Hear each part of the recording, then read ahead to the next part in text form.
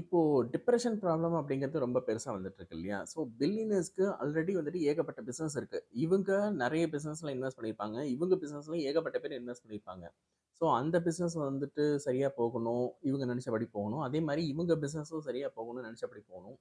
இவங்களுக்கு ஏகப்பட்ட பேர் பதில் சொல்லுவாங்க. இவங்க ஏகப்பட்ட பேருக்கு பதில் சொல்லணும். ஸோ இந்த மாரியான ஸ்ட்ரெஸ்லாம் இருக்கும்போது, அவங்களுக்கு வந்துட்டு டிப்ரஷன் வராம ஸ்ட்ரெஸ்ஸ எப்படி ஹேண்டில் பண்றாங்க அப்படிங்கிறத தான் இன்னைக்கு நம்ம பார்க்க போறோம். Billionaire way of handling stress and depression.